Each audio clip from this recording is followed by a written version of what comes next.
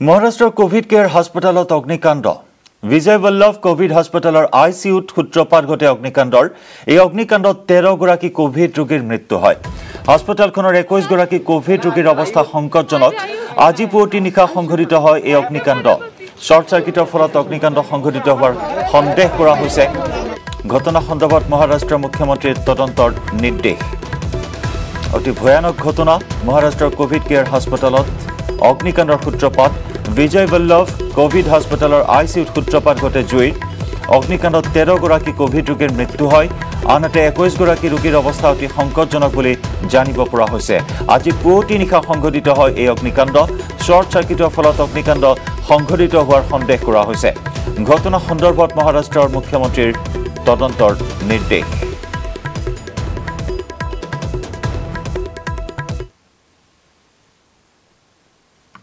Unfortunately एक major disaster fire disaster हमारे hospital में रात को 3 बजे के करीब हुआ। एसी में से सडन आग गिरा नीचे और पूरे एसी 2 मिनट के अंदर completely since AC and ICU में है, ऑक्सीजन सप्लाई ज़्यादा है, 2 मिनट में कम्प्लीटली ये प्रॉब्लम हुआ है। कितने पेशेंट हॉस्पिटल में थे? अभी वो जो पेशेंट है वो किधर? अभी हम लोग ने जो भी क्रिटिकल पेशेंट्स को है जो ऑक्सीजन पे थे और दूसरे क्रिटिकल पेशेंट हमने दूसरे हॉस्पिटल में अभी टोटल करके ट्रांसफर किया है। 21 वो पेशेंट के अभी किस तरह से हालत है? नहीं, उनका अभी तक तो आईसीयू के अलावा 4 पेशेंट जो आईसीयू में थे जो खुद चल के बाहर आ सकते थे वो आ गए बाहर। Patient is stable and been transfer to other hospitals. कितने लोगों को ट्रांसफर किया आपने? 21 ट्रांसफर ऑलरेडी किया है। राज्य 24 घंटात कोरोना आक्रांतर मृत्युर संख्या 10 जनले बृद्धि। बृहस्पतिवारे 10 जन कोरोना आक्रांतर मृत्यु হয়। राज्यजुरी 1931 गराकी देहत धरा पड़े कोविड पजिटिव। बृहस्पतिवारे कामरूप महानगरत 680 गराकी नतुनকৈ आक्रांत। बृहस्पतिवारे राज्यत मुठ 73,428টা टेस्ट सम्पन्न হয়। कोरोना संक्रमण बृद्धिर हार 2.63%। बर्तमान चिकित्साधीन হৈ আছে 10,571 गराकी रोगी। डिब्रुगढ़त 143, कामरूपत 134, नगाঁৱত 103 नतुनকৈ आक्रांत হৈছে। कामरूप महानगरत 3 जन, कार्बी आंगलंगत 2 जन, बरपेटा, डिब्रुगढ़, करीमगंज, शोणितपुर और तिनिचुकियात एजनকৈ रोगीर मृत्यु হৈছে।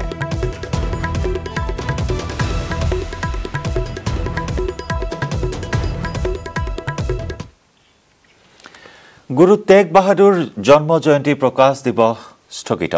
कोरोनार बाबे স্থগিত रखा হৈছে जन्म जयंती दिवस। আজি गुरु तेग बाहादुरर 400 সংখ্যক जन्म जयंती दिवस। 3 দিনীয়াকৈ পালন কৰাৰ কথা আছিল जन्म जयंतीर অনুষ্ঠান। केवल धर्मीय नीति नियमহে पालन কৰা হ'ব जन्म जयंतीर।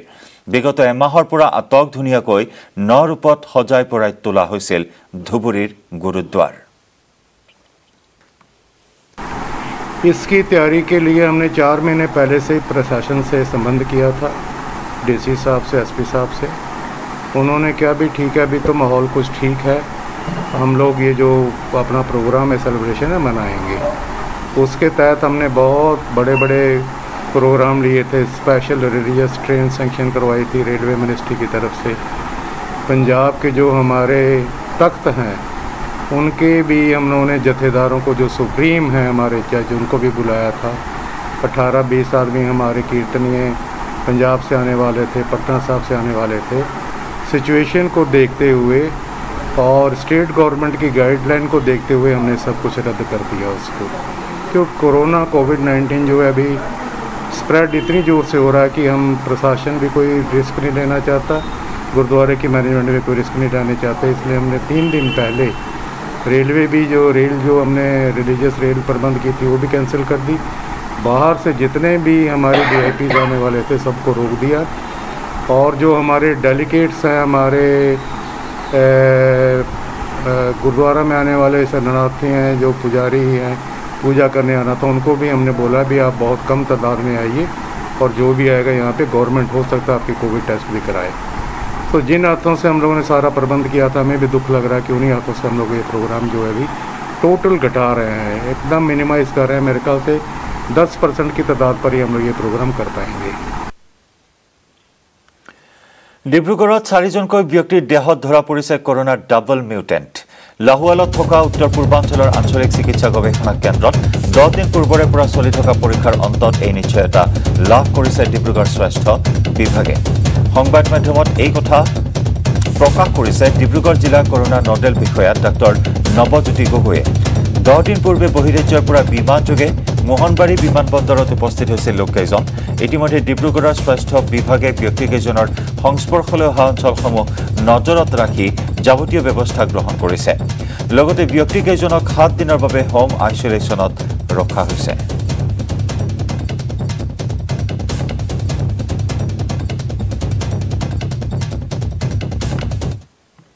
আজি কিছুদিনৰ আগতে লাহোৱাল আৰএমআৰচি এটা ৰেণ্ডম চেম্পলিং কৰিছিলে ৰেণ্ডম চেম্পলিংটো এনেকুৱা ধৰণৰ কৰিছিলে এয়াৰপৰ্টত যিমানবিলাক মানুহ বাহিৰৰ পৰা আহিছিলে তেওঁলোকৰ মাজৰ পৰা কিছুমান ৰেণ্ডম চেম্পল সিলেক্টেড নহয় ৰেণ্ডম চেম্পল 4টা কালেকশ্যন কৰি লৈছিল কালেক্টৰ অফিচত 5টা চেম্পল কালেক্ট 6টা চেম্পল কালেকশ্যন কৰিছিলে তাৰ ভিতৰত 4টা পজিটিভ পাইছে পজিটিভ হেতু হ'ল যেটো এছএ ভেৰিয়েণ্ট বুলি কয় হেতু ডাবল মিউটেন্ট এই দুটাৰ তাৎপৰ্যপূৰ্ণ এইটোৱে যে আগৰ যেটো ভেৰিয়েণ্ট আমাৰ ইয়াত হৈ আছিলে হেতুতকৈ এই দুটা পেশেন্ট এই দুটা খুব বেছি ইনফেকশাস কিন্তু এতিয়ালৈকে যেটো দেখা গৈছে আগৰটোতকৈ বেছি ভিৰুলেন্ট নহয় কিন্তু বেছি ইনফেকশাস হলে বেছি মানুহ ইনফেক্ট হ'ব হেকাৰণে আমি সিৰিয়াস পেশেন্টৰ সংখ্যাও তেনেকৈ বাঢ়ি যাব আগতে যেনেকৈ আমি 15000 কেছ পাইছিলো 15000 কেছত আমাৰ যিমাখিনি সিৰিয়াস হৈছিল এতিয়া হয়তো তাতকৈ বেছি যদি সংখ্যা 30000 40000 হৈ যায় তেতিয়া সিৰিয়াস পেশেন্টৰ সংখ্যাটো বাঢ়িব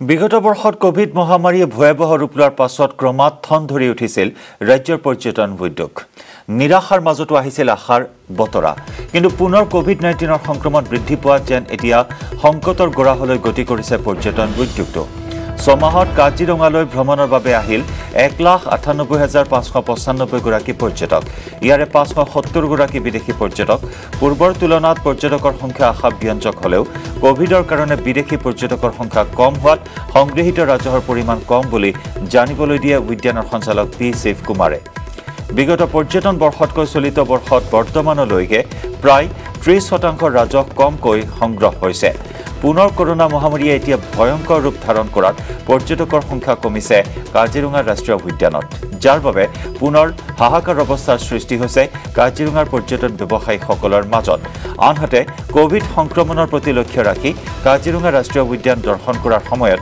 প্ৰতিটো হাতী আৰু প্ৰতিখন জীপত 50% পৰ্যটক কঢ়িওৱাৰ অনুমতি দিছে উদ্যান কৰ্তৃপক্ষই टूरिस्ट नंबर हिसाब से एबार मैंने हमार खूब भाल चली से हमार काजीरंगार एबार टूरिस्ट विजिटर ते रेकॉर्डे हुई से एबार 1,98,000 ऊपर के टूरिस्ट आई से और रेवेन्यू हिसाब से मैंने हमार कंबाउट अर्लियर रेवेन्यू मैंने हमार अराउंड 30% रेवेन्यू मैंने एबार कमी से ना काजीरंगा तो जनरली अगर पर अपन जाने मैंने तो एप्रिल माह तो बंदे हो जाए एप्रिल तो मैंने टूरिस्ट और विजिटर बेसी ताका करने तो मे माह भी मैंने हमारे सेकंड और थर्ड वाइक लेके खुला ताके और मेनली बारगुन प्री मानसून केनेके तो मॉनिटर करे और जो कलिपुरा मैंने तो अकोड हमार कोविड प्रोटोकॉल मैंने स्ट्रिक्टली मैंने इम्प्लीमेंट करा तो ओनली 50% आम मैंने तो विजिटर्स बिलक मैंने पर वेहिकल आम तो अलाउ करी आसो और एने विजिटर फ्लो मैंने तो काजीरंगार लास्ट एक हफ्तात मैंने तो खूब कम चली आसे तो टोटल कैपासिटी तो ओनली अराउंड 10% चली आसे और बाकी डिसिशन बिलक आम सिचुएशन मॉनिटर करी आसो बेस करी फार्दर डिसिशन बिलक आम लो মঙ্গলদৈত ভ্যাকচিন লবলৈ অহা লোকসকলৰ মাজত নাই সামাজিক দূৰত্ব গাত গা লাগি হাৰি পাতিছে এই লোকসকলে মঙ্গলদৈ নগৰীয়া স্বাস্থ্য কেন্দ্ৰত গণ সংক্ৰমণৰ আশংকা বৃদ্ধি পাইছে এই আমি দৃশ্য দেখুৱাইছো দৰং জিলাত ভয়াবহভাৱে বৃদ্ধি পাইছে কোভিড আক্ৰান্তৰ সংখ্যা 198 জন লোক আক্ৰান্ত হৈছে জিলাখনত আক্ৰান্তৰ সংখ্যা বৃদ্ধি পোৱাৰ লগে লগে ভ্যাকচিন লোৱা লোকৰ ভিৰ বাঢ়িছে চিকিৎসালয়সমূহত কিন্তু ভ্যাকচিন লবলৈ অহা লোকসকলৰ মাজত নাই কোনো ধৰণৰ সামাজিক দূৰত্ব আৰু যাৰ বাবে গণ সংক্ৰমণ বৃদ্ধি পাব বুলি আশংকা বৃদ্ধি পাইছে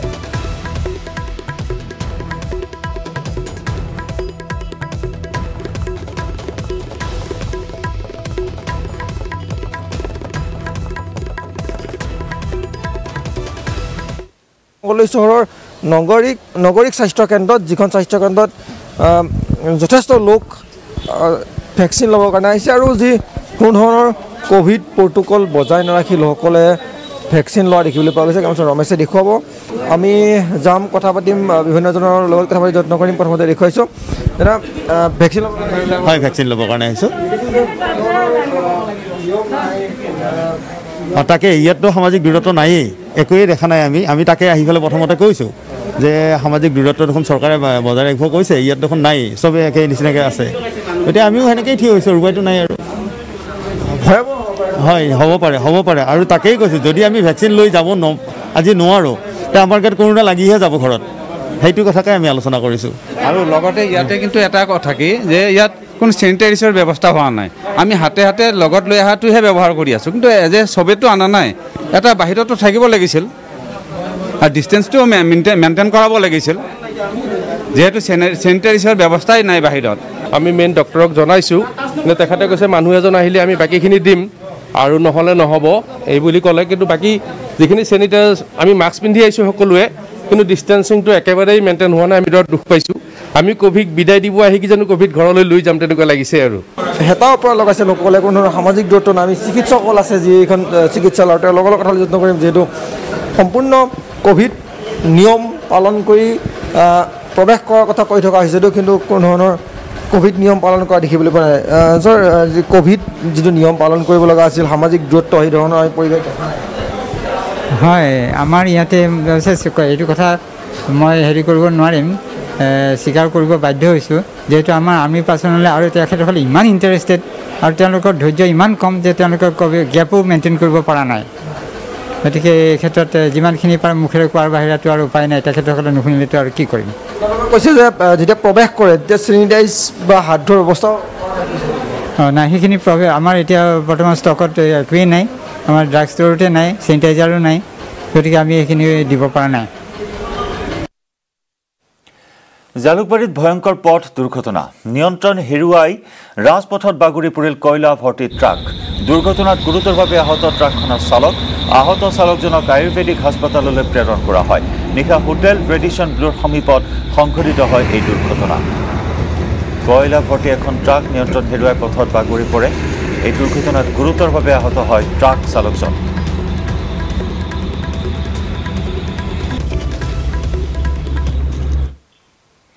গহপুৰৰ শান্তিপুৰ দেউৰী গাঁৱত দেউৰী বিহু উদযাপন।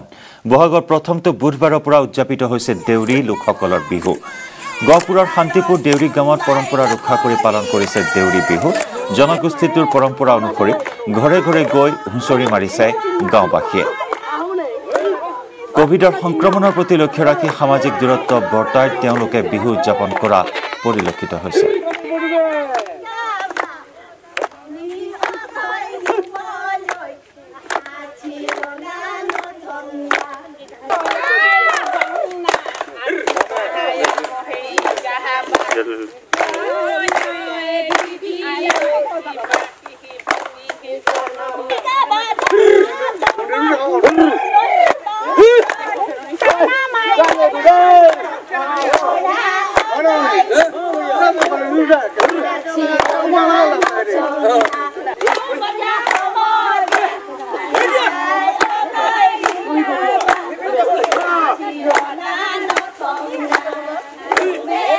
কোভিড-19 কাৰণে আমাৰ আজি ইয়াত বহুত মানুহ গেদাৰিং হ'ব লাগিছিলে, কিন্তু কোভিড প্ৰটোকল মানি চলিব লাগিব। যিহেতু চৰকাৰী গাইডলাইন আছে, সেই গাইডলাইনৰ অনুসৰি আমি আজি ইয়াত কিছুমান মানুহ ইয়াত উপস্থিত হয় চৰকাৰী নীতি নিয়ম মানি বা ছ'চিয়েল ডিষ্টেঞ্চিং মেইনটেইন কৰি আজি আমাৰ এই বিহুখন আমি উদযাপন কৰিছোঁ, যাতে সকলো দেউৰী সম্প্ৰদায়ৰ লোকসকলক লগতে অসমবাসীক মই পোনপ্ৰথমে দেউৰী সম্প্ৰদায়ৰ ফালৰ পৰা ইবাকো বিশ্বৰ শুভেচ্ছা জ্ঞাপন কৰিছোঁ।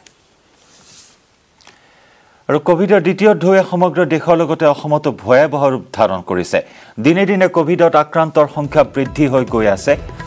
কোভিডৰ এনে বিপদজনক পৰিস্থিতিৰ প্ৰতি লক্ষ্য ৰাখি ৰঙিয়া নগৰ চেনিটাইজ কৰিলে মহকুমা প্ৰশাসনে। শুকুৰবাৰৰ পৰা ৰঙিয়া নগৰখন চেনিটাইজ কৰাৰ প্ৰক্ৰিয়া আৰম্ভ হৈছে। লক্ষণীয় যে যোৱা কিছুদিনত ৰঙিয়াত দ্ৰুতগতিত বৃদ্ধি পাইছে কোভিড-19ত আক্ৰান্তৰ সংখ্যা, যাক লৈ শংকিত হৈ উঠিছে ৰঙিয়াৰ সচেতন মহল।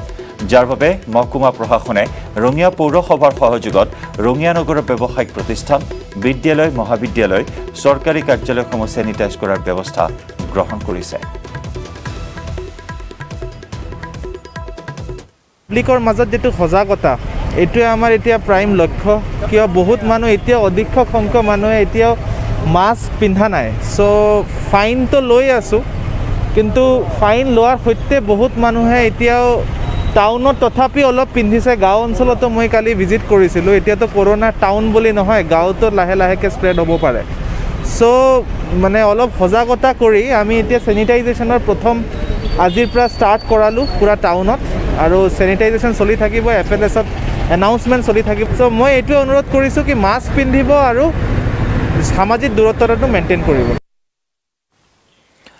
সমগ্ৰ দেশতে কৰোনাৰ দ্বিতীয়টো ঢৌৱে ভয়াৱহ ৰূপ ধাৰণ কৰিছে অসমতো কোভিডৰ গণ সংক্ৰমণৰ পৰা জনতাক ৰক্ষা কৰিবলৈ ৰাজ্য চৰকাৰে নতুনকৈ জাৰি কৰিছে নিৰ্দেশনা ইপিনে শেহতীয়া পৰিস্থিতি উদ্ভৱ হোৱাৰ পিছতে ক্ষুদ্ৰ ব্যৱসায়ীসকল শংকিত হৈ উঠিছে পুনৰ স্তব্ধ হৈ পৰিব নেকি ব্যৱসায় বাণিজ্য যাক লৈ চিন্তিত হৈ উঠিছে ৰাজ্যৰ বজাৰ হাতত ব্যৱসায় বাণিজ্যৰ সৈতে জড়িত শোণিতপুৰৰ গ্ৰামাঞ্চলৰ ক্ষুদ্ৰ ব্যৱসায়ীসকল উল্লেখযোগ্য যে বিগত বৰ্ষত কোভিড-19ৰ ফলত সমগ্ৰ বিশ্বতেই যে পৰিস্থিতিৰ সৃষ্টি হৈছিল সেই পৰিৱেশত অৰ্থনৈতিকভাৱে বৃহৎ ক্ষতিৰ সন্মুখীন হৈছিল ক্ষুদ্ৰ ব্যৱসায়ীসকল এটা বছৰ নহওঁতে পুনৰ কৰোনা ভাইৰাছৰ সংক্ৰমণ সমগ্ৰ দেশতে দ্ৰুতগতিত বৃদ্ধি পোৱাৰ পাছত পুনৰ শংকিত হৈ উঠিছে এই ব্যৱসায়ীসকল আগবঢ়াইছে আমাৰ সাংবাদিক হৰেণ ভূমিজৰ ৰিপৰ্ট আমি এই মুহূৰ্তত উপস্থিত আছোঁ এখন বজাৰত য'ত আচলতে ক্ষুদ্ৰ ব্যৱসায়ীসকলে ব্যৱসায় বাণিজ্য কৰে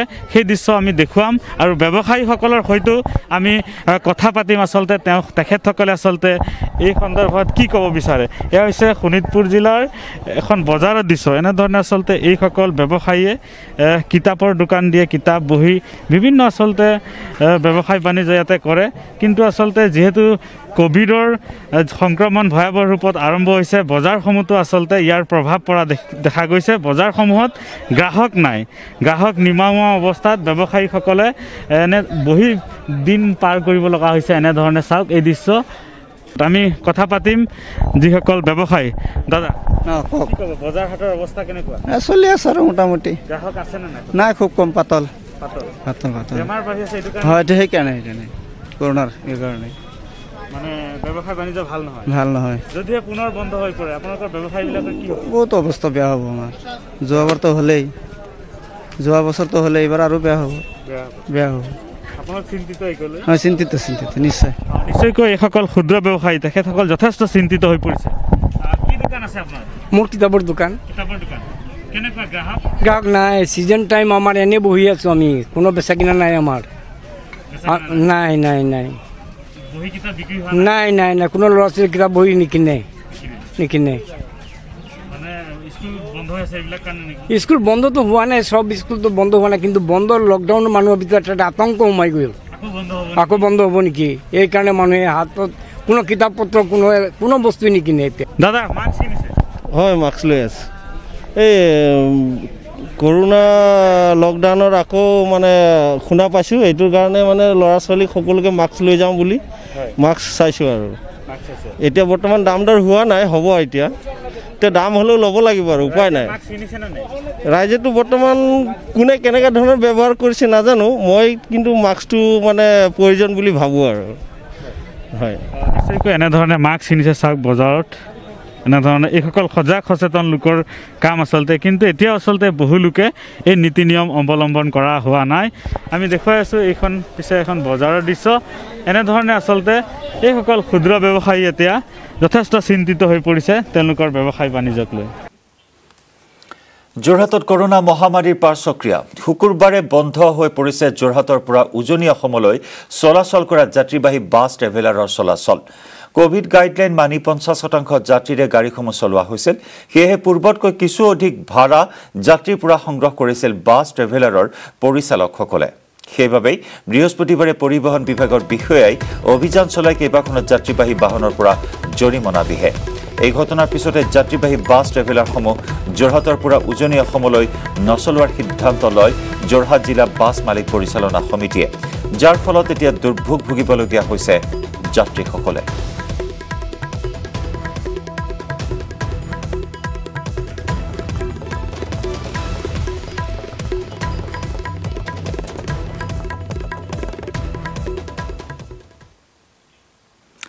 আৰু ইয়াৰ সৈতে সময় হ'ল দ্য মৰ্ণিং শ্ব'ৰ পৰা বিদায় লোৱাৰ।